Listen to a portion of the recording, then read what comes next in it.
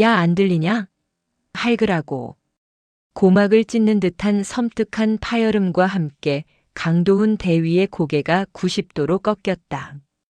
입안이 터졌는지 시뻘건 선혈이 튀어 하얀 벽지에 흉물스러운 점을 찍었다. 소파에 거만하게 다리를 꼬고 앉은 최태진 소령이 턱짓으로 바닥을 가리켰다. 그의 번쩍이는 전투화 코에는 믹스커피가 질펀하게 쏟아져 있었다.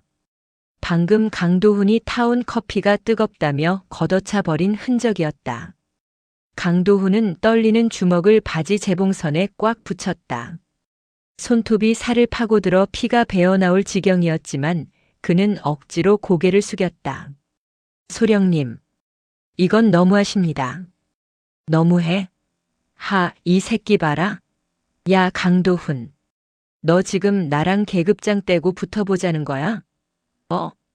최태진이 벌떡 일어나 강도훈의 멱살을 잡고 흔들었다. 육사 럭비부 출신답게 악력이 엄청났다. 강도훈의 몸이 종이 인형처럼 흔들렸다. 내가 내 선임이기 전에 내 아버지가 누군지 잊었어? 별 2개 투스타 아들이 우습게 보이냐?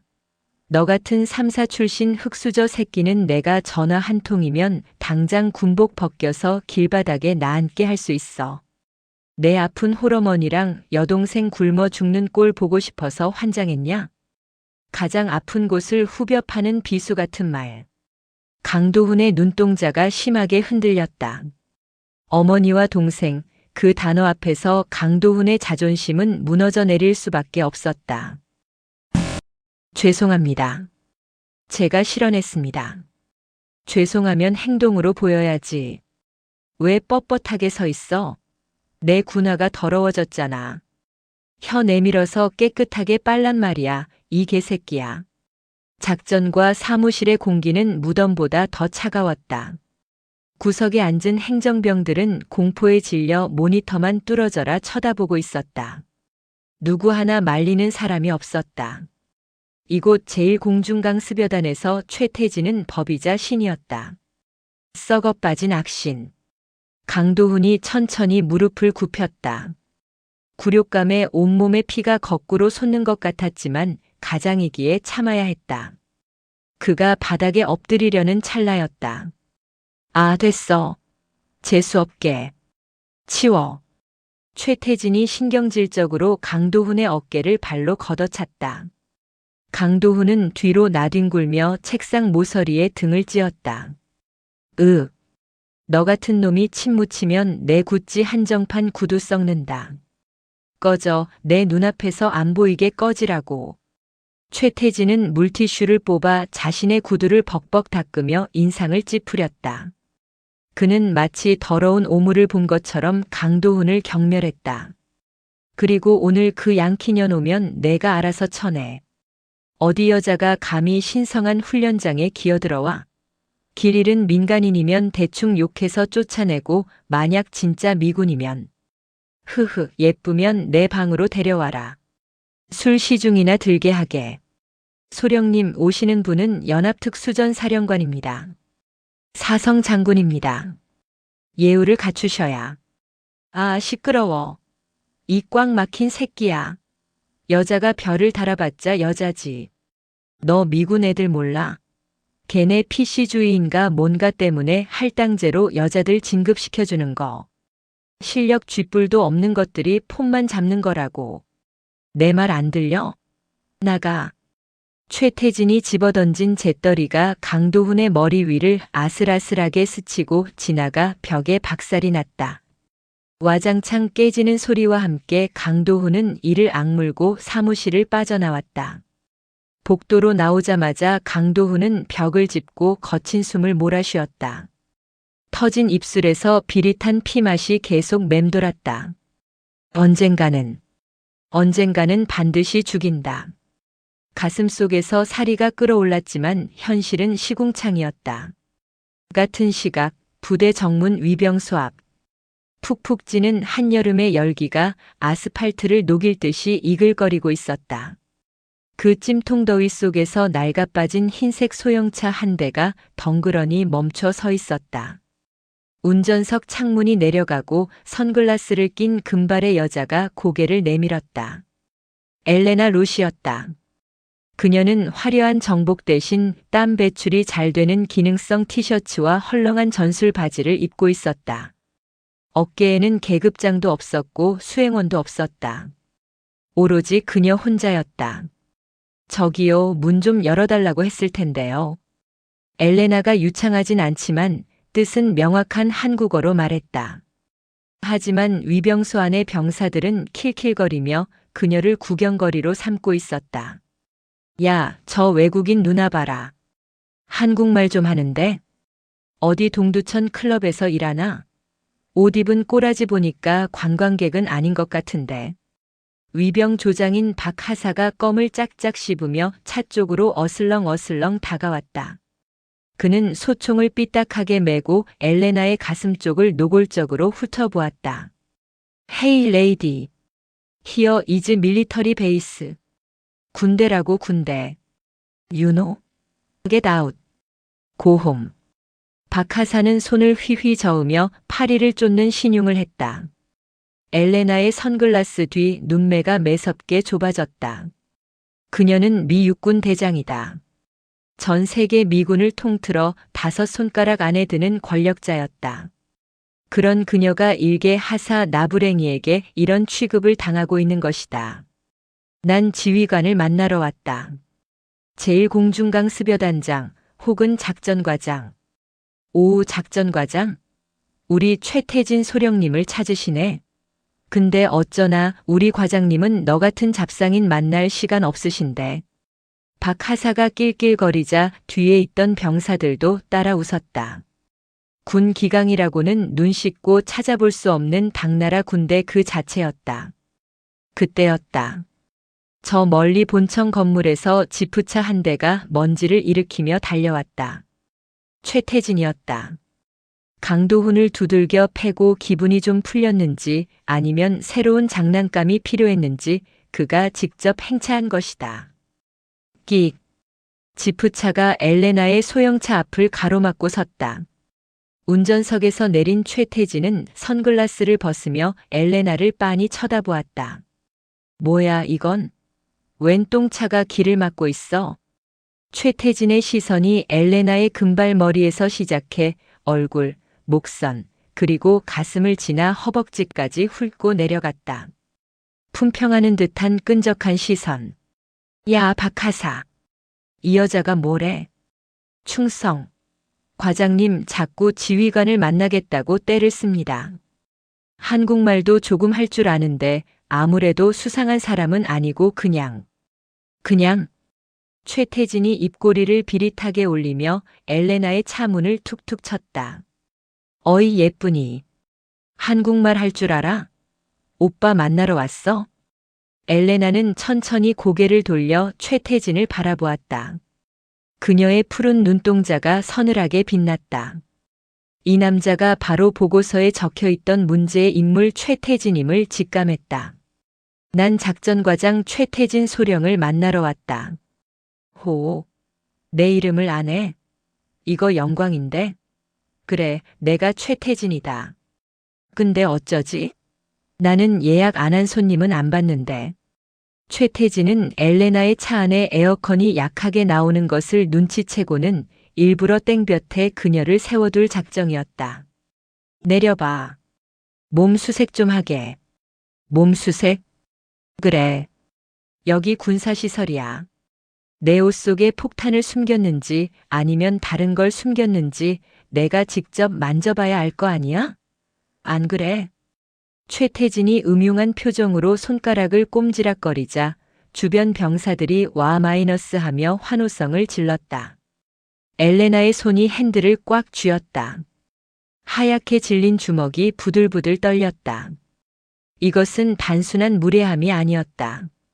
명백한 성희롱이자 동맹군에 대한 모독이었다. 하지만 그녀는 아직 정체를 밝히지 않았다. 이 쓰레기들의 바닥이 어디까지인지 확인하고 싶었기 때문이다. 내가 차에서 내리면 감당할 수 있겠나? 엘레나의 낮고 묵직한 목소리에 최태진이 멈칫했다. 순간적으로 등골이 서늘해지는 살기를 느꼈기 때문이다. 하지만 그는 곧 자신의 촉을 무시했다. 기껏해야 외국인 여자 하나가 뭘 어쩌겠는가. 감당? 하하. 야, 들었냐? 감당할 수 있겠냐는데? 아가씨, 걱정 마. 이 오빠가 밤일은 아주 기가 막히게 감당하니까. 오늘 밤에 내 숙소에서 확인해 볼래? 선 넘었다. 엘레나는 조용히 한숨을 내쉬었다. 그리고 손목에 찬 전술 시계의 녹음 버튼을 눌렀다. 타겟 라크트. 목표 확인. 좋아. 내리지. 엘레나가 차 문을 열고 밖으로 나왔다. 175cm의 큰 키, 훈련으로 다져진 탄탄한 근육이 드러났다.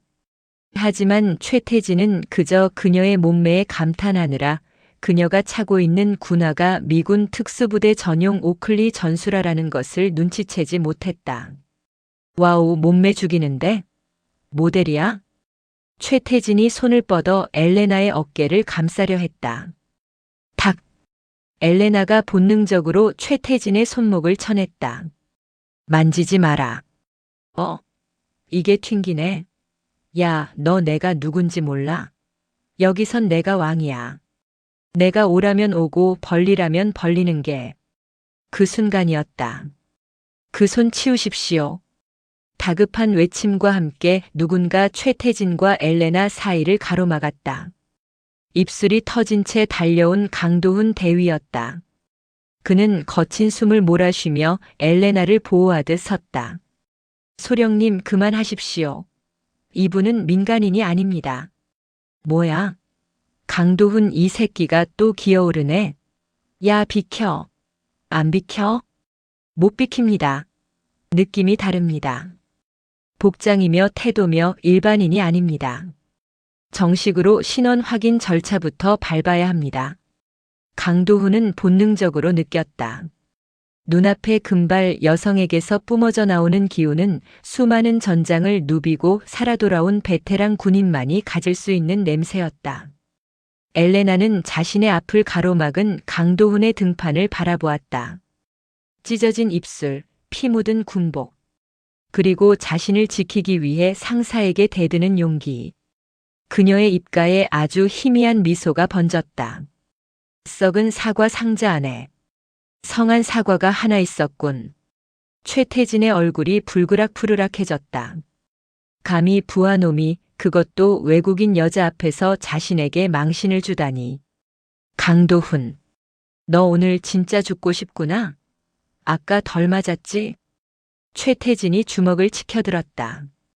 강도훈은 눈을 질끈 감았다. 하지만 주먹은 날아오지 않았다. 그 손 내리면 군법회의에 회부하겠다. 엘레나였다.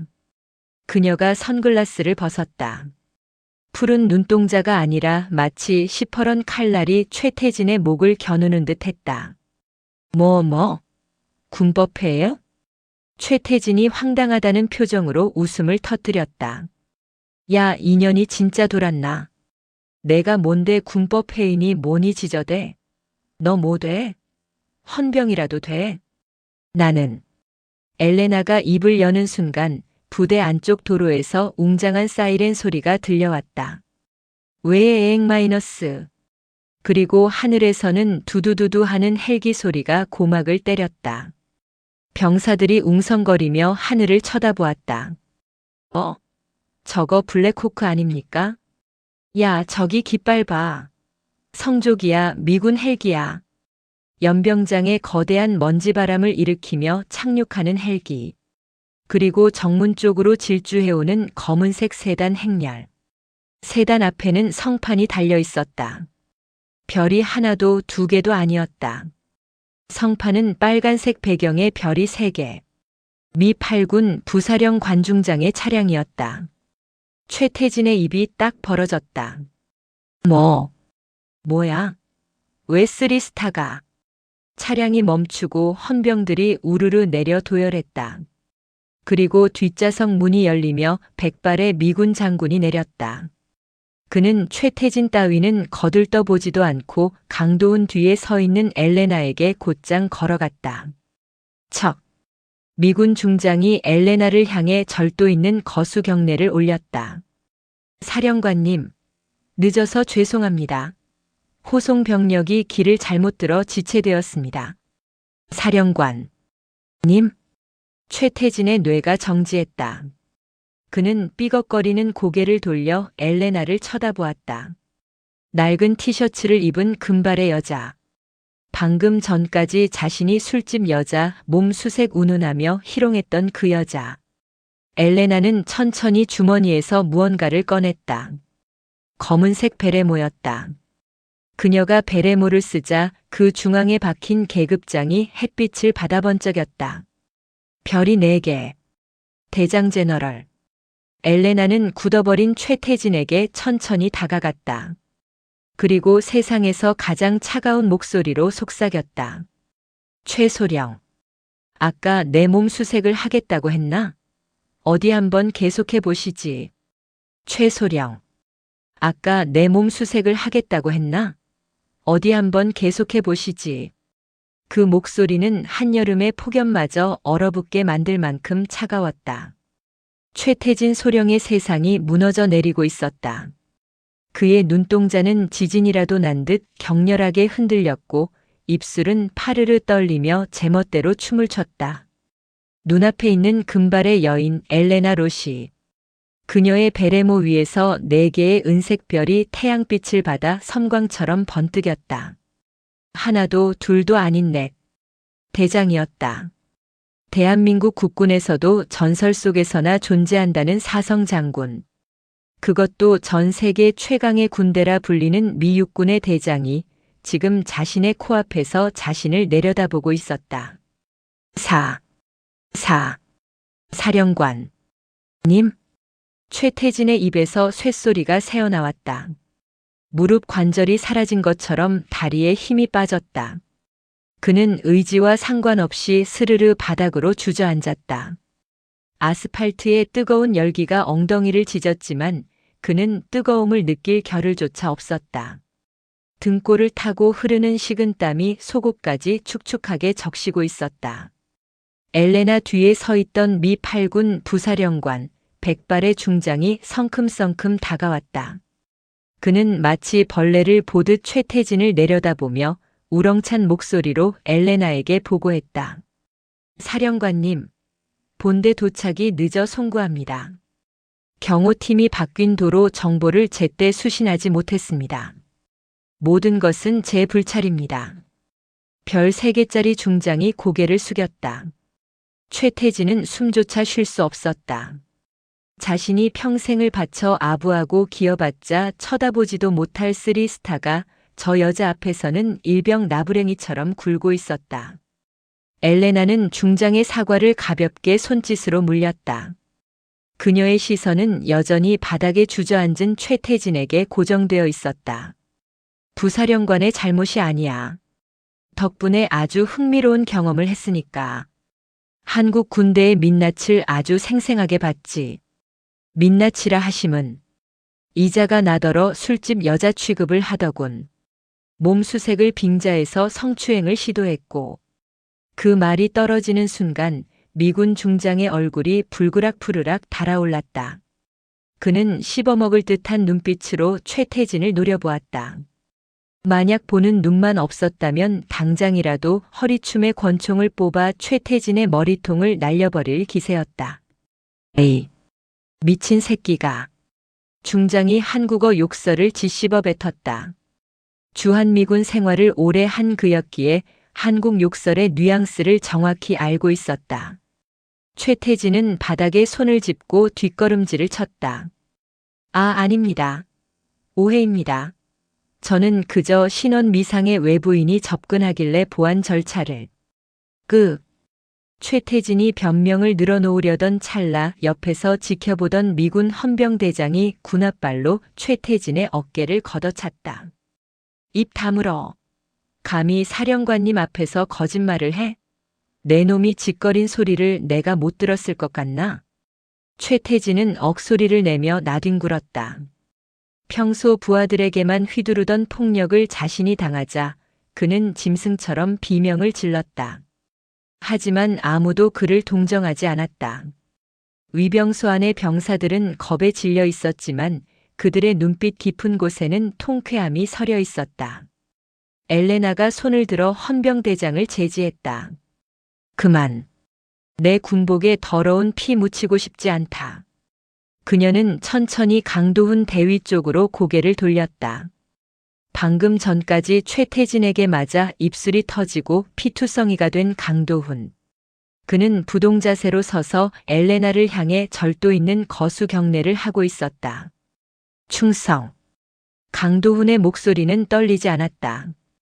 비록 몰골은 엉망이었지만 그의 눈빛만은 살아있었다. 엘레나는 그 눈빛을 마음에 들어했다. 자네가 강도훈 대위인가? 예. 제1공중강 습여단 작전장교 강도훈 대위입니다. 자네가 가져다준 물 한 잔 그리고 나를 위해 상관에게 맞선 용기. 잊지 않겠다. 엘레나는 주머니에서 묵직한 코인을 하나 꺼냈다. 사령관의 부대 마크와 사성 장군의 엠블럼이 새겨진 커맨더스 코인 커맨더즈 코인이었다. 군인에게 있어 훈장만큼이나 명예로운 선물이었다. 그녀가 직접 강도훈의 손에 코인을 쥐어주었다. 이건 내 개인적인 감사의 표시다. 받아두게. 감사합니다. 강도훈의 손이 미세하게 떨렸다. 최태진은 바닥에 엎드린 채 그 광경을 올려다보았다. 질투와 공포가 뒤섞인 감정이 내장을 뒤틀리게 했다. 저 코인은 자신이 받아야 했다. 아니, 자신이 받아서 아버지에게 자랑해야 할 물건이었다. 그런데 감히 저 흙수저 새끼가. 부사령관. 예, 사령관님. 이 부대 여단장 호출해. 그리고 작전 회의실 비우라고 해. 내가 직접 이자를 신문하겠다. 한국군 헌병대와 법무관도 전부 불러. 알겠습니다. 즉시 조치하겠습니다. 미군들의 움직임은 일사불란했다. 무전기가 쉴 새 없이 울리고 대기하고 있던 검은색 세단들이 시동을 걸었다. 엘레나는 다시 한번 최태진을 내려다보았다. 최소령. 내 발로 걸어올 수 있겠나? 아니면 개처럼 끌려오고 싶나? 최태진은 후들거리는 다리를 억지로 부여잡고 일어섰다. 바지가 오줌으로 축축하게 젖어 있었지만 수치심을 느낄 새도 없었다. 지금 목숨이 붙어 있다는 것에 감사해야 할 판이었다. 걷겠습니다. 걷겠습니다, 장군님. 장군님? 엘레나가 피식 웃었다. 아까는 예쁜이라고 부르더니 호칭이 너무 격조 있어진 거 아닌가? 그녀의 비웃음이 최태진의 가슴에 비수처럼 꽂혔다. 엘레나는 뒤도 돌아보지 않고 세단에 올랐다. 최태진은 양옆에 붙은 거구의 미군 헌병들에게 팔을 붙들린 채 도살장에 끌려가는 소처럼 질질 끌려갔다. 그의 머릿속에는 오직 한 가지 생각뿐이었다. 아버지한테 전화해야 해. 하지만 헌병들은 이미 그의 스마트폰을 압수해버린 뒤였다. 파주의 하늘이 무너져 내리고 있었다. 여단 본청 대회의실.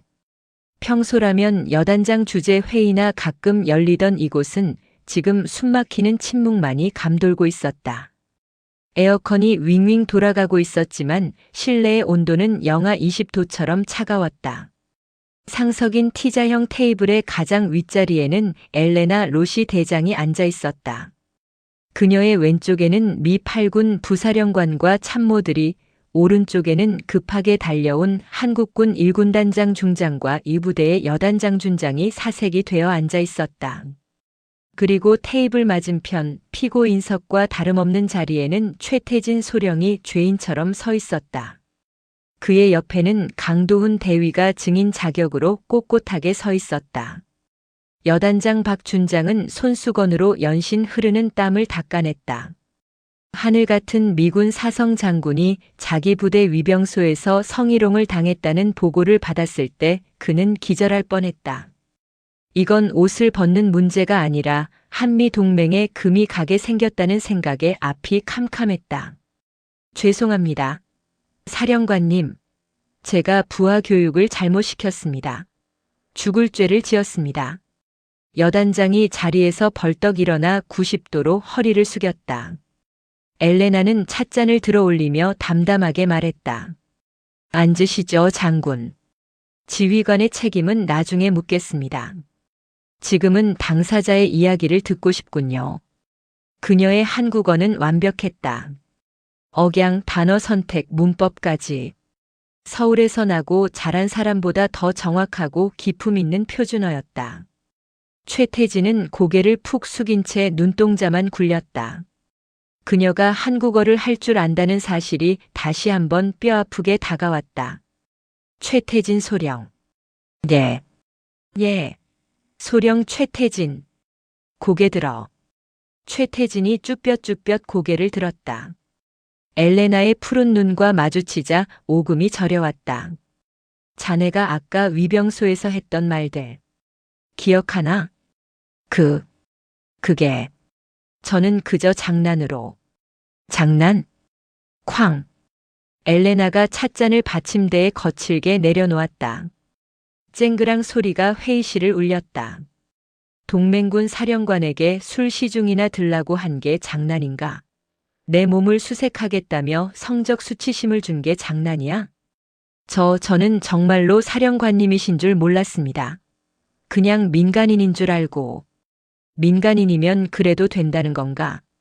엘레나의 송곳 같은 질문에 최태진은 말문이 막혔다. 민간인 여성에게는 반말하고 희롱하고 위협해도 된다는 게 대한민국 장교의 사고방식인가? 대답해.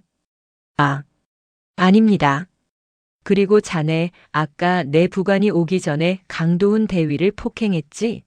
내가 못 봤을 줄 아나? 엘레나의 시선이 강도훈에게 향했다. 터진 입술과 멍든 뺨. 그것은 움직일 수 없는 증거였다. 강 대위. 예, 사령관님. 최소령이 평소에도 자네를 폭행했나? 강도훈은 잠시 망설였다. 군대라는 조직의 특성상 내부 고발은 쉽지 않은 선택이었다. 하지만 그는 엘레나의 눈빛에서 진심을 읽었다. 그리고 옆에서 벌벌 떨고 있는 최태진의 비굴한 모습을 보며 결심했다. 더 이상 참지 않기로. 예, 그렇습니다. 수시로 인격 모독과 구타가 있었습니다. 3사 출신이라는 이유로 진급을 방해하겠다는 협박도 일상적이었습니다.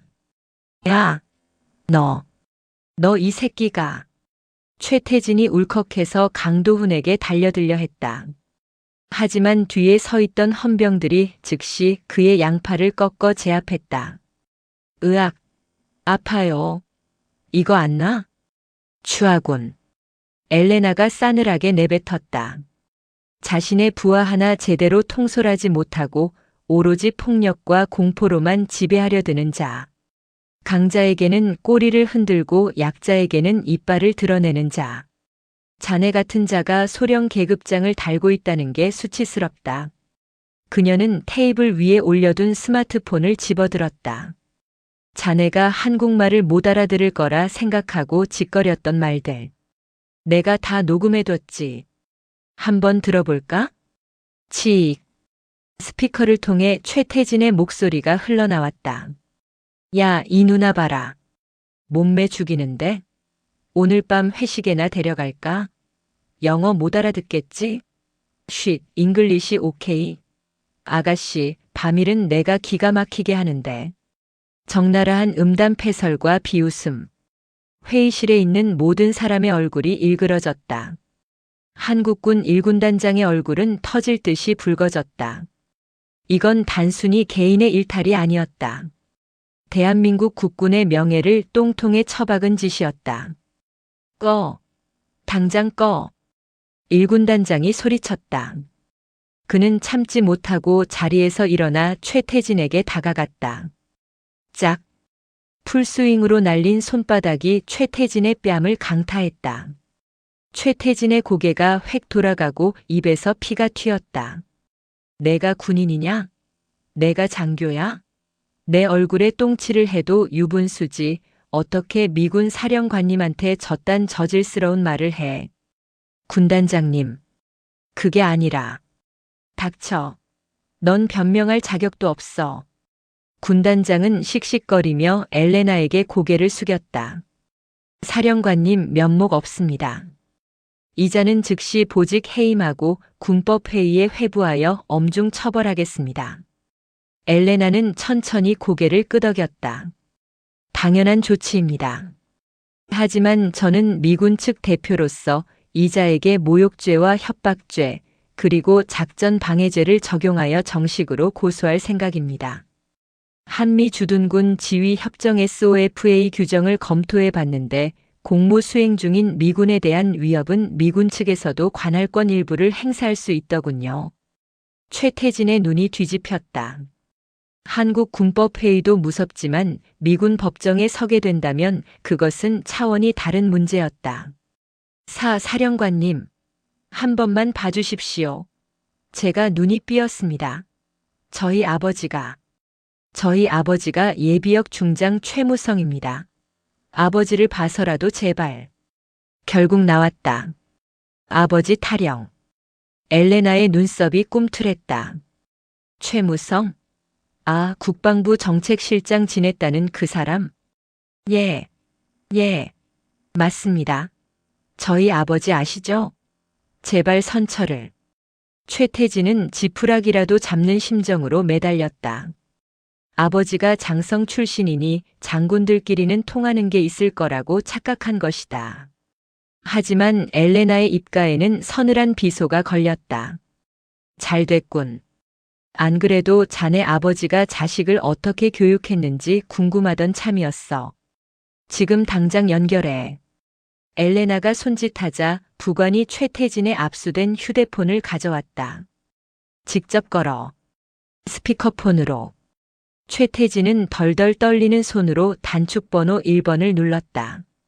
신호음이 가는 동안 회의실의 침묵은 더욱 깊어졌다. 최태진은 속으로 빌었다. 아버지 제발 살려주세요. 딸깍. 태진이냐? 왜 미군 VIP는 잘 도착했냐? 아버지의 목소리가 들리자 최태진은 울음을 터뜨렸다. 아버지, 저 좀 살려주세요. 제가 실수를 좀 했는데. 실수? 무슨 실수? 너 울어? 사내 자식이 왜 질질 짜고 지랄이야? 그게 오신 분이 사성 장군이었는데 제가 모르고 좀 실례를. 그때 엘레나가 손을 뻗어 전화기를 가로챘다. 안녕하십니까, 최무성 장군님. 연합특수전사령관 엘레나 로시 대장입니다. 전화기 너머에서 숨을 들이키는 소리가 들렸다. 예. 사령관님, 처음 뵙겠습니다. 제 아들이 무슨 결례라도. 결례 수준이 아닙니다. 당신 아들이 나를 창녀 취급하고 성희롱을 했습니다. 그리고 부하를 상습 폭행하고 당신 이름을 팔아 호가호위하더군요. 이게 당신이 가르친 군인 정신입니까? 전화기 너머에서 긴 침묵이 흘렀다. 최태진은 숨을 죽이고 아버지의 대답을 기다렸다.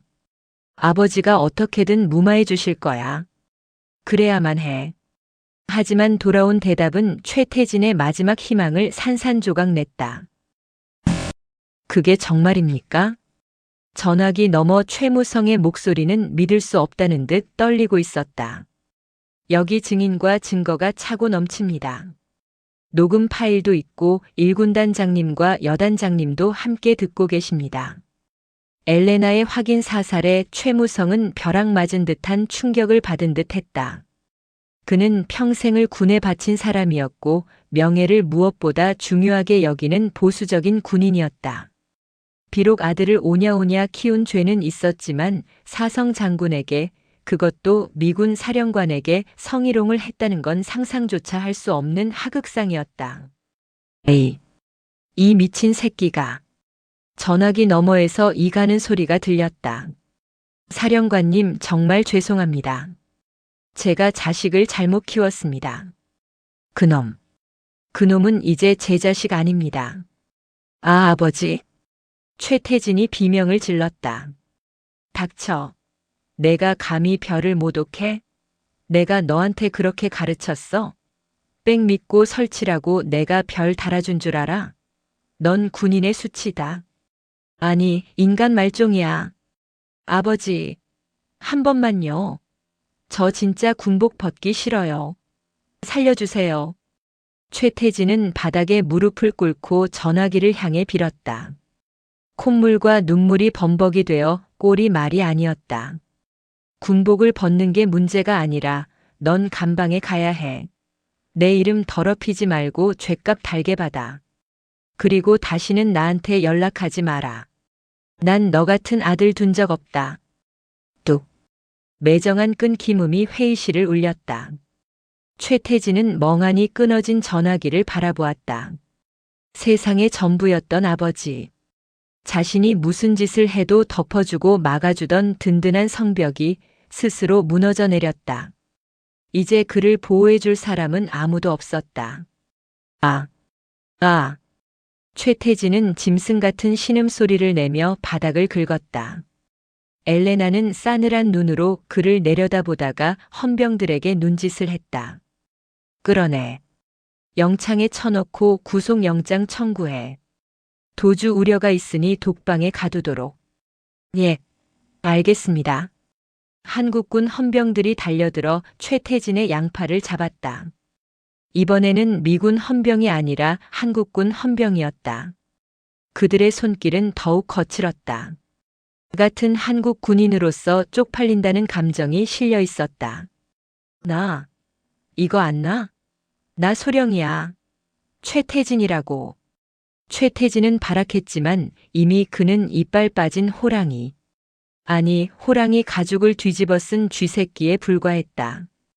최태진이 끌려나간 뒤 회의실에는 다시 정적이 감돌았다. 하지만 아까와는 다른 종류의 정적이었다. 썩은 환부가 도려내진 후의 시원함과 긴장감이 공존하는 분위기였다. 엘레나는 한숨을 내쉬며 의자 등받이에 몸을 기댔다. 그녀의 표정이 한결 부드러워졌다. 군단장님 그리고 여단장님.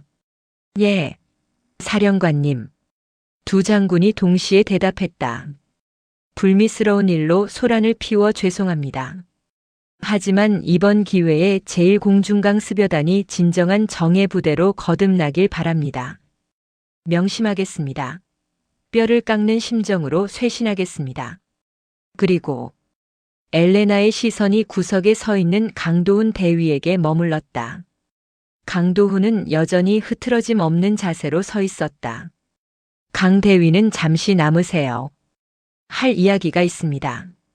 다른 지휘관들이 눈치를 채고 우르르 빠져나갔다. 넓은 회의실에는 엘레나와 강도훈, 그리고 엘레나의 전속 부관만이 남았다. 엘레나는 자리에서 일어나 강도훈에게 다가갔다. 그리고 주머니에서 손수건을 꺼내 그에게 건넸다. 입가에 피 좀 닦으세요.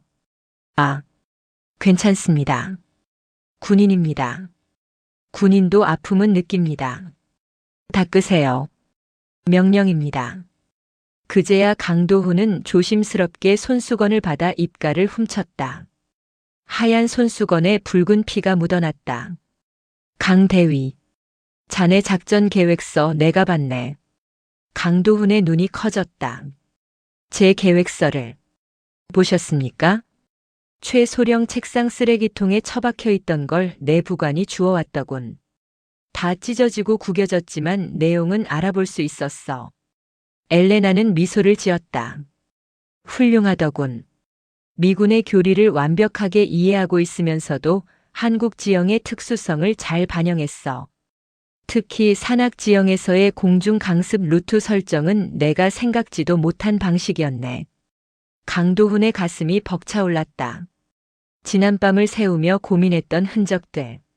최태진에게 초등학생 일기장 취급을 받으며 찢겼던 그 노력이 사성 장군에게 인정받는 순간이었다. 과찬의 말씀입니다. 아니야, 빈말 아니네. 자네 같은 인재가 이런 곳에서 썩고 있었다니 안타깝군. 3사 출신이라 진급이 어렵다고 했나? 현실적으로 육사 출신에 비해 불리한 것은 사실입니다. 그 빌어먹을 파벌 싸움. 내가 한국을 떠난 이유 중 하나지. 엘레나는 씁쓸한 표정을 지었다가 이내 결단에 찬 눈빛으로 강도훈을 바라보았다. 강도훈 대위. 자네 내 밑에서 일해볼 생각 없나? 예. 연합특수전사령부 작전처에 자리가 하나 비었어. 연락장교가 아니라 정식 작전장교로 자네를 스카우트하고 싶네. 물론 소속은 한국군이지만 파견 형식으로 근무하게 될 거야. 거기서라면 자네 능력을 마음껏 펼칠 수 있을 거네.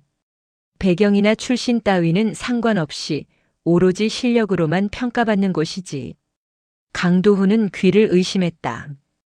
연합사 근무, 그것도 사령관 직속 작전처라니. 그것은 모든 장교가 꿈꾸는 엘리트 코스였다. 최태진 밑에서 썩어가던 자신의 군 생활에 기적 같은 동아줄이 내려온 것이다. 저에게 그런 기회를 주셔도 되겠습니까? 기회는 주는 게 아니라 자네가 잡은 거야. 물 한 잔의 예의, 불의에 맞서는 용기, 그리고 뛰어난 작전 능력. 자네는 자격이 충분해. 엘레나는 손을 내밀었다. 같이 가자, 강대위. 아니, 강소령 진급 예정자.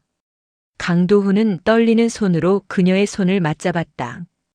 굳은 살이 박인 여군의 손은 따뜻하고 단단했다. 충성. 목숨을 다해 모시겠습니다. 회의실 창밖으로 붉은 노을이 지고 있었다. 그것은 최태진의 몰락을 알리는 끝이자 강도훈의 새로운 시작을 알리는 서막이었다. 그 시각 영창 독방. 차가운 시멘트 바닥에 쭈그리고 앉은 최태진은 멍하니 철창 밖을 바라보고 있었다. 이건 꿈이야.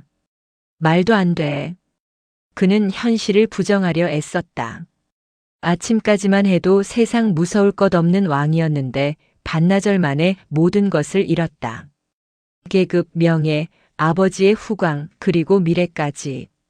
철창 너머 복도에서 헌병들이 수군거리는 소리가 들렸다. 야, 저 인간 꼴 봐라. 쌤통이다. 그러게 평소에 좀 잘하지. 강 대위님 괴롭히더니 천벌 받은 거야. 미군 사령관님이 진짜 사이다더라. 속이 다 시원해. 부하들의 조롱이 귀에 꽂혔다. 예전 같았으면 당장 나가서 놈들을 족쳤겠지만 지금은 아무것도 할 수 없었다. 그저 무릎 사이에 고개를 파묻고 흐느낄 뿐이었다. 자신이 무시했던 별들이 결국 거대한 유성이 되어 그를 짓뭉개버린 것이다. 이것이 바로 별을 무시한 대가였다. 헌병 때 영창의 밤은 길고 차가웠다. 2평 남짓한 독방. 구석에 놓인 낡은 변기에서 올라오는 지린내와 곰팡이 냄새가 코를 찔렀다. 최태진은 무릎을 감싸 쥐고 구석에 웅크리고 앉아 있었다. 불과 반나절 전까지만 해도 에어컨 빵빵한 사무실에서 부하들을 갈구며 왕 노릇을 하던 그였다. 최고급 원두커피 향 대신 악취를 맡고 있는 이 현실이 도무지 믿기지 않았다. 야, 거기 헌병. 물 좀 가져와. 최태진이 쇠창살을 걷어차며 소리쳤다. 습관이었다. 자신이 소리 지르면 누군가 굽실거리며 달려오던 그 버릇.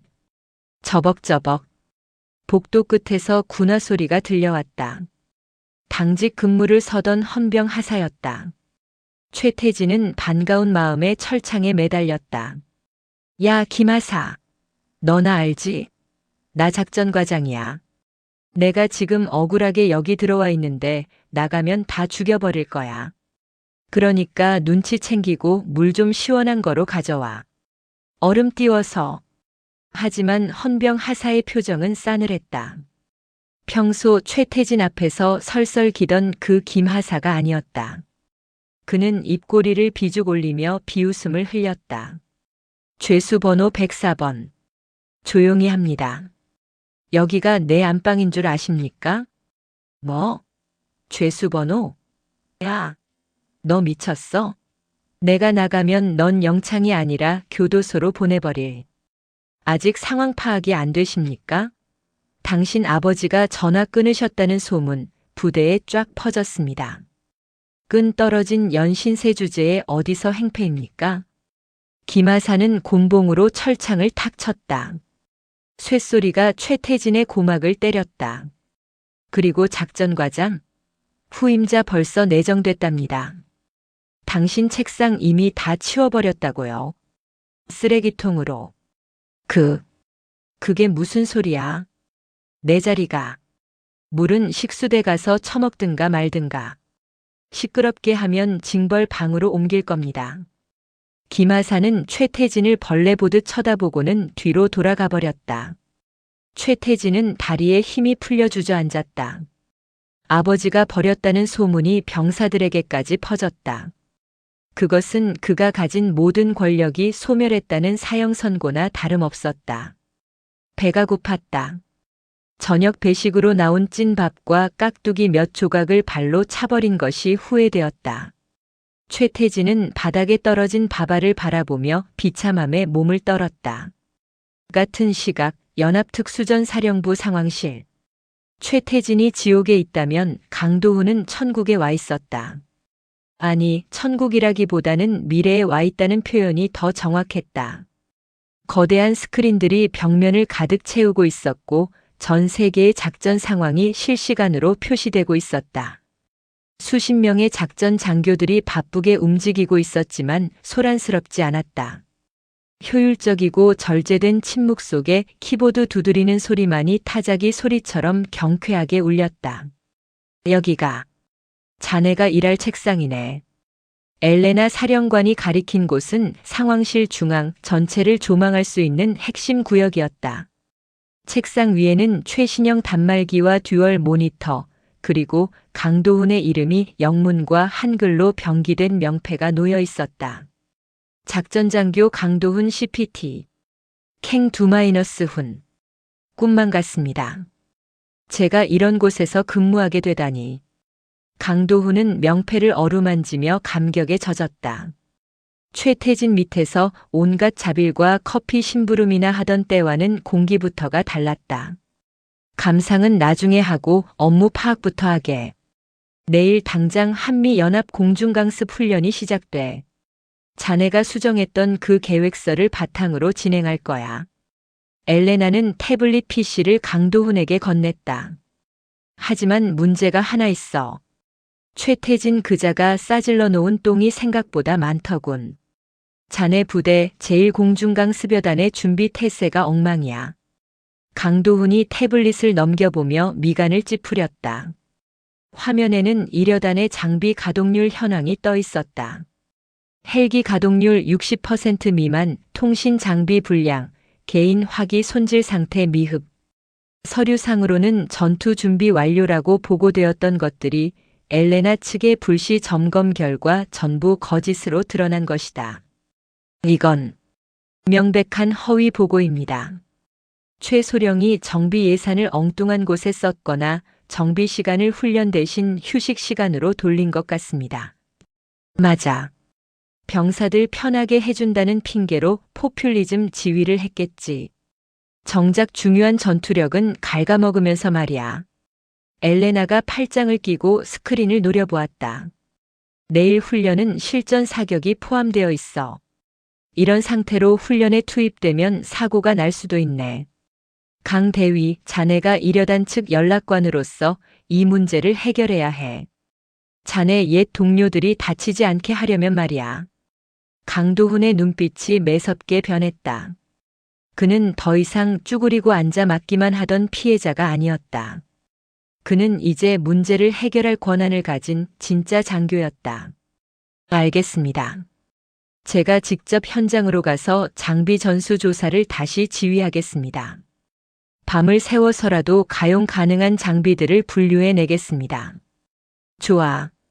헬기 지원은 미군 측 자산을 더 투입해서 공백을 메우지.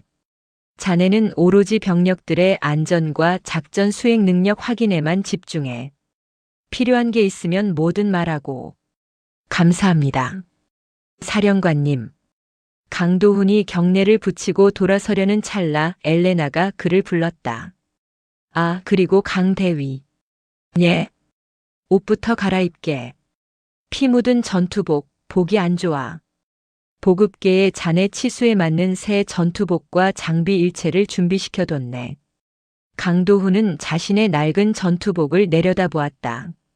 최태진에게 맞아 터진 입술에서 떨어진 핏자국이 얼룩져 있었다. 그 얼룩은 굴욕의 흔적이었다. 예, 알겠습니다. 잠시 후 강도훈은 말끔한 새 전투복으로 갈아입었다. 오른쪽 어깨에는 태극기, 왼쪽 어깨에는 연합사부대 마크가 선명했다. 거울 속에 비친 그는 그 어느 때보다 당당해 보였다. 그는 주먹을 불끈 쥐었다. 이제 보여줄 차례였다. 진짜 군인이란 어떤 것인지, 그리고 최태진이 망쳐놓은 부대를 자신이 어떻게 살려내는지를. 다음 날 새벽 5시, 파주의 훈련장 위로 짙은 안개가 깔려 있었다. 한치 앞도 보이지 않는 곰탕 같은 날씨였지만 훈련장의 열기는 뜨거웠다. 수십 대의 헬기가 로터를 돌리며 대기 중이었고 무장한 병력들이 헬기에 탑승하기 위해 도열해 있었다. 강도훈은 현장 지휘 텐트에서 무전기를 잡고 있었다. 여기는 알파1. 일제대 탑승 준비 완료. 이륙 허가 바란다. 여기는 커맨드 지휘부. 시계가 불량하다. 계기 비행 상태 점검하고 대기하라. 강도훈의 목소리는 침착했다. 그는 지난밤 한숨도 자지 않고 이려단의 장비들을 점검했다. 다행히 핵심 부품이 고장난 헬기들은 제외하고 미군 치누크 헬기를 긴급 지원받아 병력 수송에는 문제가 없도록 조치했다. 만약 그가 점검하지 않았다면 정비 불량인 헬기가 이륙하다가 추락하는 대참사가 벌어졌을지도 모른다. 최태진이 남긴 시한폭탄을 강도훈이 해체한 셈이었다. 이때 텐트 밖이 소란스러워졌다. 뭐야? 누가 작전을 이따위로 짰어? 짜증 섞인 목소리와 함께 이려단의 중대장들이 들이닥쳤다. 그들은 갑작스러운 장비 교체와 변경된 작전 계획에 불만을 품고 있었다. 그동안 최태진이 편하게 훈련하는 법만 가르쳐 놨기에 강도훈의 빡빡한 FM 야전 교범식 통제가 귀찮았던 것이다. 강 대위. 아니, 이제 강 작전관님이라고 불러야 하나? 너무하는 거 아니오? 밤새 애들 굴려서 장비 검열하더니 이제는 안개 꼈다고 이륙도 못하게 하고. 최소령님 있을 때는 아니랬는데. 동기였던 이중대장이 빈정거렸다. 그 역시 최태진 라인을 타며 꿀을 빨던 인물이었다. 강도훈은 모니터에서 눈을 떼지 않은 채 대답했다. 최소령은 이제 없습니다. 그리고 이중대장, 자네 중대 헬기 3호기, 로터 블레이드에 균열 있던 거 알고 있었나? 그게 무슨. 어젯밤 내가 발견해서 비행 금지시켰어. 만약 그대로 띄웠으면 자네 부하 12명은 지금쯤 불타는 고철 덩어리 속에 있었을 거야.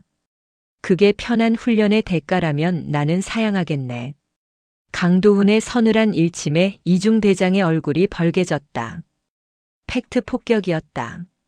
작전 개시 10분 전이다. 불만 있으면 훈련 끝나고 정식으로 제기해. 지금은 내 지시에 따라. 강도훈의 카리스마에 중대장들이 꼬리를 내리고 텐트를 나갔다. 그때 엘레나 사령관이 텐트로 들어왔다. 그녀는 방탄 헬멧을 쓰고 완전 군장을 한 상태였다. 사령관이 직접 헬기에 탑승해 지휘하겠다는 뜻이었다. 준비는 됐나, 강 대위? 네. 기상 상태가 호전되고 있습니다. 작전 개시 가능합니다. 좋아. 출발하지. 자네도 타게. 내 옆자리야. 두두두두두. 굉음과 함께 헬기들이 대지를 박차고 올랐다. 강도훈은 흔들리는 기체 안에서 아래를 내려다보았다. 장난감처럼 작아진 부대 건물들이 보였다. 그리고 그 어딘가 처박혀 있을 최태진을 생각했다. 하지만 안심하기엔 일렀다. 최태진이 남긴 유령의 덫은 헬기에만 있는 게 아니었다. 목표 지점인 305고지. 헬기들이 레펠 강화를 위해 접근하던 중이었다. 메이데이, 메이데이. 여기는 킹콩 2호기. 착륙 지점 LG 좌표가 이상하다. 나무가 너무 빽빽해. 착륙 불가. 착륙 불가. 무전기에서 다급한 비명소리가 터져나왔다. 강도훈이 지도를 펼쳤다. 분명 작전 지도상에는 305고지 정상에 헬기 착륙장이 확보되어 있다고 표시되어 있었다. 최태진이 작성했던 지형 정찰 보고서에도 착륙 양호, 장애물 제거 완료라고 적혀 있었다. 그럴 리가 없습니다. 보고서에는 벌목 작업이 끝났다고 되어 있었습니다. 엘레나가 조종사에게 소리쳤다. 유관 확인해. 고도를 낮춰. 헬기가 고도를 낮추자 안개 속에서 305고지의 모습이 드러났다. 충격적이었다. 착륙장은커녕 수십 년 된 아름드리 나무들이 빽빽하게 들어차 있었다. 헬기가 내려앉을 공간은 손바닥만큼도 없었다. 만약 보고서만 믿고 야간이나 악천후 속에 강화를 시도했다면 로터가 나무에 걸려 헬기가 산산조각 났을 것이다. 이 미친. 강도훈은 욕설을 내뱉었다. 최태진은 현장 답사를 아예 가지 않았던 것이다. 그냥 사무실에 앉아서 옛날 지도를 베끼거나 가라로 보고서를 꾸며낸 것이 분명했다. 수백 명의 목숨이 달린 작전 지도를 그따위로 만들다니. 회피 기동. 전 기체 2차 지점으로 이동하라. 반복한다. 2차 지점으로 이동. 엘레나가 침착하게 명령을 내렸다. 다행히 강도훈이 만약을 대비해 예비 착륙 지점을 설정해 둔 덕분이었다. 헬기들이 급선회하며 나무들을 피해 날아올랐다. 킹콩 2호기의 스키드가 나무 꼭대기를 스치며 잎사귀들이 흩날렸다. 간발의 차였다. 몇 초만 늦었어도 대형 참사가 벌어질 뻔했다. 식은땀이 강도훈의 등줄기를 타고 흘렀다. 분노가 머리끝까지 치솟았다. 이것은 무능이 아니었다. 살인 미수였다. 무사히 훈련을 마치고 부대로 복귀한 엘레나의 얼굴은 분노로 차갑게 굳어 있었다. 그녀는 헬기에서 내리자마자 헌병대장을 호출했다. 지금 당장 수사팀 꾸려. 305고지 정찰 보고서 작성자 결제 라인 싹 다 잡아들여. 그리고 최태진 그놈 다시 신문해. 이건 단순한 직무유기가 아니야. 적을 이롭게 하는 이적 행위다. 다시 헌병대 조사실. 이번 분위기는 지난번보다 훨씬 살벌했다. 최태진은 수갑을 찬 채 의자에 묶여 있었다. 하루 만에 10년은 늙은 듯 초췌한 몰골이었다. 쾅! 강도훈이 서류 뭉치를 책상 위에 내던졌다. 305고지 허위 정찰 보고서였다. 설명해. 이게 뭐지? 강도훈의 낮은 목소리에 최태진이 움찔했다. 그게 옛날 자료를 참고해서. 참고. 현장에 가보지도 않고 장애물 제거 완료라고 썼나? 오늘 내가 쓴 그 종이 쪼가리 때문에 미군 헬기 12대와 우리 병력 150명이 몰살당할 뻔했어. 알기나 해? 최태진은 입을 다물었다. 할 말이 없었다. 사실 그는 정찰을 나가야 했던 날 여자친구와 춘천으로 드라이브를 갔었다. 그리고 부하들에게 대충 보고서 꾸미라고 시켰던 것이다. 그게 이렇게 큰일이 될 줄은 몰랐다. 야, 도훈아. 우리 동기잖아. 아니, 내가 선임이었잖아. 한 번만 봐줘라. 응? 내가 나가면 내 퇴직금 너 다 줄게. 아니, 우리 아버지. 아버지는 안 되고 우리 집 재산 좀 있거든. 내가 보상할게. 최태진은 비굴하게 웃으며 강도훈에게 딜을 시도했다. 상황 파악을 전혀 못하는 멍청함의 극치였다. 그때 조사실 문이 열리고 엘레나와 군 검찰관들이 들어왔다. 그들의 손에는 또 다른 서류들이 들려 있었다. 돈으로 보상하겠다고.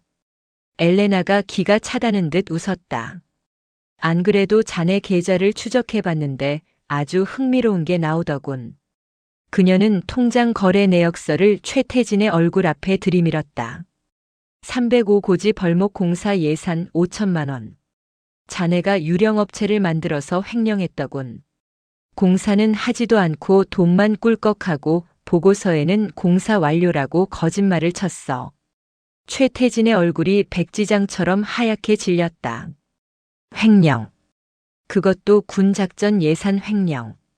이것은 단순히 옷을 벗는 문제가 아니었다. 징역형이 확정적인 중범죄였다. 아, 아니에요. 그건 제가 쓴 게 아니라.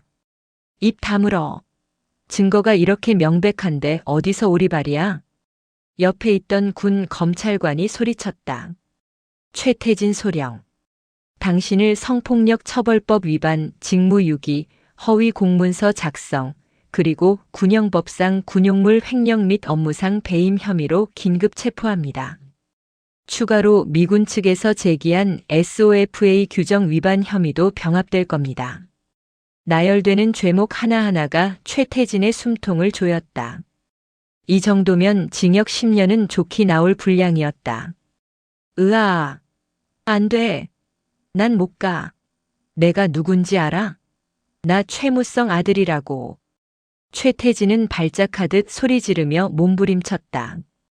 의자가 덜컹거리고 수갑이 손목을 파고들었지만 그는 멈추지 않았다. 공포가 그를 미치게 만든 것이다. 강도훈은 그 추한 꼴을 차갑게 내려다보았다. 최태진, 넌 내 아버지가 널 구해주지 못해서 우는 게 아니야. 내가 지은 죄를 마주하는 게 무서워서 우는 거지. 강도훈이 최태진의 귀에 대고 나직하게 속삭였다. 기대해라. 감옥에서의 삶은 군대보다 더 계급이 확실하니까. 거기서는 내가 괴롭혔던 병사들이 너의 선임이 될 수도 있어. 으흑, 으흑. 최태진은 콧물을 흘리며 고개를 떨구었다. 완벽한 패배였다. 조사실을 나온 강도훈과 엘레나는 연병장을 걸었다. 저녁 노을이 붉게 타오르고 있었다. 모든 사건이 마무리되고 부대는 다시 평화를 되찾고 있었다. 하지만 그 평화는 이전과는 달랐다. 썩은 부분이 도려내진 후에 건강한 평화였다. 수고했네, 강대위. 자네 덕분에 큰 사고를 막았어. 아닙니다. 사령관님이 아니었다면 저는 여전히 그 사무실에서 커피나 타고 있었을 겁니다. 겸손은 미덕이지만 자네 실력을 과소평가하지는 마. 오늘 헬기 안에서 자네의 판단력은 완벽했어. 미군 조종사들도 자네를 칭찬하더군. 고스트 헌터라고 부르던데. 고스트 헌터요? 최태진이라는 망령을 잡아냈다고 해서 붙인 별명이야. 마음에 드나? 강도훈은 피식 웃었다. 꽤 마음에 드는 별명이었다. 마음에 듭니다. 자, 이제 가자. 내일은 서울로 가서 합참의장님께 보고해야 해. 자네도 같이 갈 거야. 이번 사건의 영웅으로서 표창을 받게 될 걸세. 표창까지는 저는 군인으로서 할 일을 했을 뿐입니다. 그 할 일을 제대로 하는 군인이 드물어서 문제지. 받아도 자네 어머니와 동생에게도 자랑거리가 되지 않겠나? 가족. 그 단어에 강도훈의 가슴이 뭉클해졌다. 이제 어머니에게 당당하게 말할 수 있다. 아들이 훌륭한 군인이 되었다고. 더 이상 무시당하지 않는다고. 엘레나와 강도훈은 나란히 걷기 시작했다. 두 사람의 그림자가 길게 늘어졌다. 그 뒤로 헌병차에 실려 어디론가 이송되는 최태진의 모습이 보였다. 철창 밖을 내다보는 그의 눈빛은 텅 비어 있었다. 별을 무시한 대가. 그것은 자신의 인생을 송두리째 태워버리는 파멸이었다. 하지만 별을 알아보고 지켜낸 자에게는 그 별빛만큼이나 찬란한 미래가 기다리고 있었다. 국방부 고등군사법원 대법정. 대한민국 건군 이래 이렇게 뜨거운 관심이 쏠린 군사재판은 없었다. 방청석은 기자들과 군 관계자들 그리고 최태진의 갑질에 시달렸던 전역 병사들로 발 디딜 틈이 없었다. 법정의 공기는 팽팽하게 당겨진 활시위처럼 긴장감으로 가득 찼다. 피고인석에 앉은 최태진은 수의를 입고 있었다. 푸른색 수의는 그의 창백한 얼굴을 더욱 병색짓게 만들었다. 며칠 사이 살이 쏙 빠져 광대뼈가 툭 튀어나왔고 거만했던 눈빛은 불안하게 흔들리고 있었다.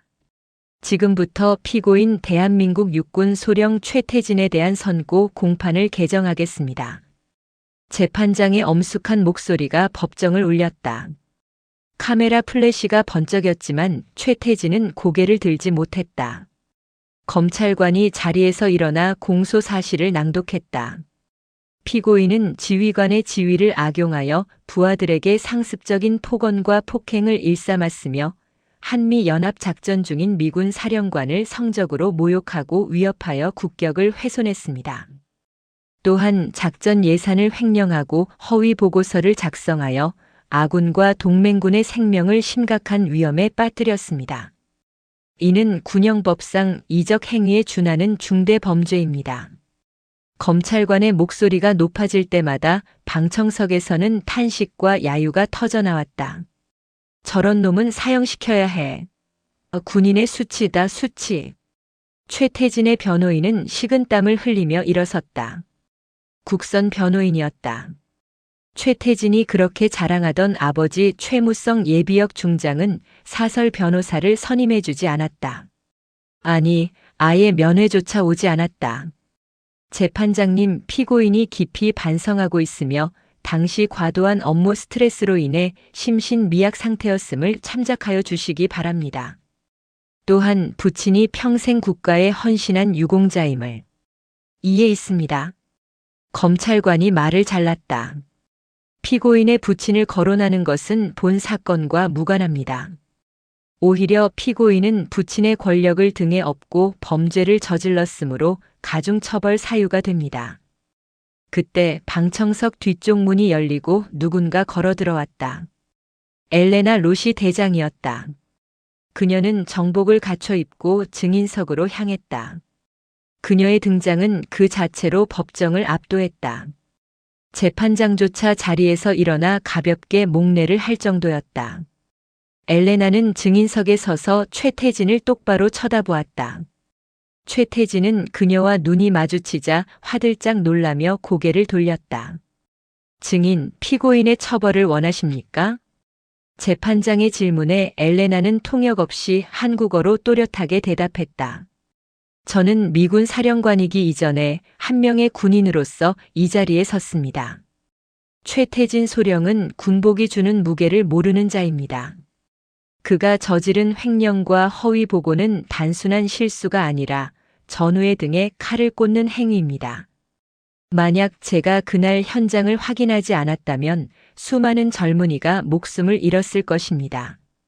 관용은 실수를 인정하는 자에게나 베푸는 것입니다. 악의를 가진 자에게는 오직 법의 철퇴만이 답입니다. 그녀의 단호한 어조에 법정 안은 숙연해졌다. 이어서 강도훈 대위가 증인석에 섰다. 그는 최태진이 저질렀던 폭행과 인격 모독의 날들을 상세하게 증언했다. 피고인은 제 어머니와 동생을 거론하며 협박했고 육사 출신이 아니라는 이유로 차별하고 짓밟았습니다. 하지만 제가 겪은 고통보다 더 참을 수 없었던 건 그가 군인으로서의 최소한의 명예조차 버렸다는 사실입니다. 모든 증언이 끝났다. 최태진에게 유리한 증언은 단 하나도 없었다. 재판장이 판결문을 집어들었다. 종이를 넘기는 소리가 법정의 정적을 갈랐다. 최태진은 두 손을 모아 싹싹 빌었다. 제발, 집행유예. 집행유예만 나오게 해주세요. 주문. 재판장의 목소리에 최태진의 심장이 멎을 것 같았다. 피고인 최태진을 징역 15년에 처한다. 15년. 법정이 술렁거렸다. 살인죄에 버금가는 중형이었다. 또한 피고인의 군적을 박탈하고 횡령한 금액의 5배에 달하는 벌금을 부과하며 불명예 제대 조치한다. 안 돼. 15년이라니.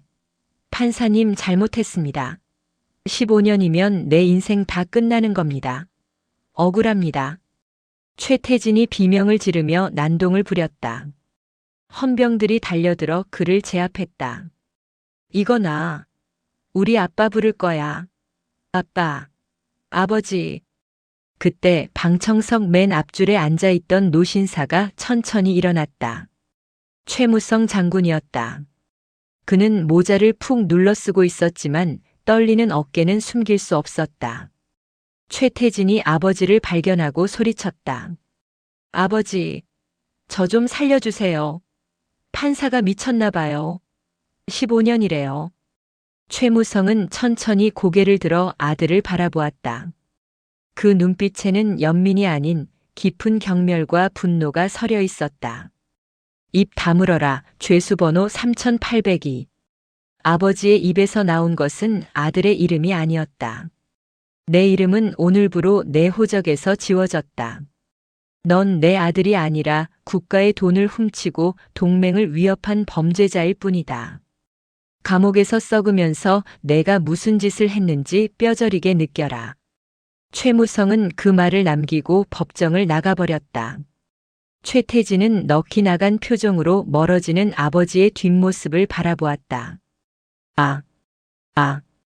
헌병들이 최태진을 질질 끌고 나갔다. 그의 발버둥에 벗겨진 고무신 한 짝이 법정 바닥에 덩그러니 남았다. 그것은 한때 엘리트 장교였던 자의 초라한 마지막 흔적이었다. 육군 교도소 신입 수용동. 철컹. 육중한 철문이 닫히는 소리와 함께 세상과의 단절이 확정되었다. 최태진은 헌병에게 떠밀려 감방 안으로 들어갔다. 신입 방 배정이다. 7번 방. 최태진은 쭈뼛거리며 방 안으로 들어섰다. 퀴퀴한 냄새가 진동하는 좁은 방에는 이미 5명의 수감자가 앉아 있었다. 그들의 눈빛은 하나같이 사나웠다. 방장으로 보이는 덩치 큰 사내가 최태진을 위아래로 훑어보았다. 그의 팔뚝에는 문신이 가득했다. 뭐야, 이 비실비실한 놈은? 야, 신고 안 하냐? 최태진은 본능적으로 계급장을 찾으려 어깨를 더듬었지만 거기엔 아무것도 없었다. 하지만 몸에 밴 거만함은 쉽게 사라지지 않았다. 나 작전과장 출신이야. 소령이었다고. 너희들하곤 급이 달라. 건드리지 마라. 순간 방 안에 정적이 흘렀다. 그리고 곧이어 폭소가 터져 나왔다. 푸하하. 야, 들었냐? 소령이시란다. 과장님이래. 여기 들어온 놈들 중에 밖에서 한 가닥 안 한 놈이 어디 있어? 야, 이 새끼 아직 정신 못 차렸네. 방장이 자리에서 일어나 최태진에게 다가갔다. 그 위압감에 최태진은 뒷걸음질을 쳤다. 소령? 그건 밖에서 얘기고. 여기선 그냥 3802번이야. 그리고 난 말이야, 너 같은 장교 나부랭이들 때문에 억울하게 영창 갔다가 여기 온 상병 출신이거든. 장교 냄새만 맡아도 구역질이 난단 말이지. 빡. 방장의 손바닥이 최태진의 뒤통수를 후려 갈겼다. 최태진은 눈앞이 번쩍하며 바닥에 꼬꾸라졌다. 아, 너 내가 누군지 알아? 나가면 가만 안 둬. 나가? 15년 받았다며? 15년 뒤면 난 이미 손주 보고 있겠다. 이 미친놈아. 수감자들이 우르르 달려들어 최태진을 밟기 시작했다. 그것은 일종의 신고식이자 권위주의에 찌든 장교에 대한 그들의 분노 표출이었다. 이건 군납 비리 저지른 죄. 이건 애들 괴롭힌 죄. 이건 주제 파악 못한 죄다. 최태진은 태아처럼 몸을 웅크리고 비명을 질렀다. 아무리 소리쳐도 교도관은 오지 않았다. 이곳은 철저한 양육강식의 세계였고 계급장 때인 최태진은 먹이 사슬의 최하위였다. 지옥 같은 밤이 지나고 아침이 밝았다. 기상 나팔 소리에 눈을 뜬 최태진의 온몸은 멍투성이었다. 하지만 쉴 틈은 없었다. 곧바로 노역이 시작되었다. 그가 배정받은 일은 교도소 내 화장실 청소였다. 야, 3802번. 저기 변기 막혔어. 손 넣어서 뚫어. 교도관이 지시했다. 최태진은 코를 막으며 인상을 찌푸렸다. 저, 고무장갑 없습니까? 맨손으로 어떻게? 장갑 같은 소리 하네. 장갑 아까우니까 그냥 해. 안 하면 오늘 밥 없는 줄 알아. 최태진은 울며 겨자 먹기로 변기에 손을 집어넣었다. 차갑고 미끌미끌한 오물의 감촉이 손가락을 휘감았다. 구역질이 올라왔지만 참아야 했다. 배가 너무 고팠기 때문이다. 변기를 닦으며 그는 문득 생각했다. 예전에 자신이 강도훈 대위에게 커피를 쏟고 바닥을 하즈라고 했던 일을. 그때 강도훈이 느꼈을 모멸감이 이런 것이었을까? 아니, 이건 그보다 더했다. 점심시간 식당 구석에 처박혀 밥을 먹던 최태진의 식판 위로 누군가 침을 뱉었다. 어이쿠 미안. 소령님 밥인 줄 몰랐네. 반찬이라고 생각하고 드셔. 어제 자신을 팼던 방장이었다. 최태진은 주먹을 쥐었지만 떨리는 손을 감출 뿐이었다. 그는 아무 말 없이 침 섞인 밥을 꾸역꾸역 입에 넣었다. 살아야 했으니까. 비참해도 더러워도 일단은 살아야 했으니까. 그날 밤 최태진은 악몽을 꾸었다. 꿈속에서 그는 사성 장군 제복을 입고 있었다. 하지만 별들이 갑자기 불타오르더니 그의 살을 파고들었다. 엘레나 사령관이 나타나 그를 비웃었고 아버지 최무성이 그에게 총을 겨눴다. 그리고 강도훈 대위가 나타나 그에게 손을 내밀었지만 그 손을 잡으려는 순간 바닥이 꺼지며 끝없는 나락으로 떨어졌다. 으악! 비명을 지르며 깨어난 최태진. 좁은 감방의 천장만이 그를 내려다보고 있었다. 옆에서 자던 수감자가 짜증을 내며 그를 발로 찼다. 아, 씨발. 조용히 좀 해. 잠 좀 자자. 최태진은 소리 죽여 울었다. 그의 눈물은 참회의 눈물이 아니었다. 잃어버린 권력에 대한 아쉬움, 그리고 앞으로 15년이나 더 지속될 이 고통에 대한 공포의 눈물이었다. 그는 이제 알았다. 자신이 휘둘렀던 권력은 자신의 능력이 아니라 아버지가 입혀준 옷이었음을. 그리고 그 옷이 벗겨진 자신은 그저 나약하고 비겁한 인간일 뿐임을. 1년 후, 경기도 평택 한미연합군사령부 연병장. 청명한 가을 하늘 아래 한미 양국 군인들이 도열해 있었다. 오늘은 한미 동맹 강화에 기여한 유공자들에 대한 훈장 수여식 및 진급 신고식이 있는 날이었다. 군악대의 웅장한 연주가 울려 퍼지는 가운데 단상 위로 한 장교가 걸어 올라갔다. 강도훈이었다. 그의 어깨에는 이제 대위 계급장이 아닌 무궁화가 핀 소령 계급장이 달려 있었다. 지난 1년간 그는 연합사 작전처에서 탁월한 능력을 발휘했다. 엘레나 사령관의 전폭적인 신뢰 아래 그는 여러 연합훈련을 성공적으로 이끌었고 미군들 사이에서도 코리안 고스트 헌터라는 별명으로 불리며 실력을 인정받았다. 소령 강도훈. 귀관은 투철한 군인 정신과 탁월한 작전 수행 능력으로 한미 동맹 강화에 기여한 공이 크므로 이에 화랑무공 훈장을 수여한다. 엘레나 사령관이 직접 강도훈의 가슴에 훈장을 달아주었다. 그녀의 눈빛은 따뜻했다. 1년 전 피 흘리며 서 있던 그 청년을 알아본 자신의 안목이 틀리지 않았음을 확인하는 순간이었다. 축하하네, 강소령. 아니, 이제 작전과장이라고 불러야 하나? 강도훈은 절도 있게 격려했다. 감사합니다. 사령관님의 가르침 덕분입니다. 아니야. 자네가 스스로 증명한 거야. 자네는 내가 본 군인 중 가장 빛나는 별이야. 시상식이 끝나고 리셉션장으로 이동하는 길. 엘레나가 강도훈에게 넌지시 물었다. 그 소식 들었나?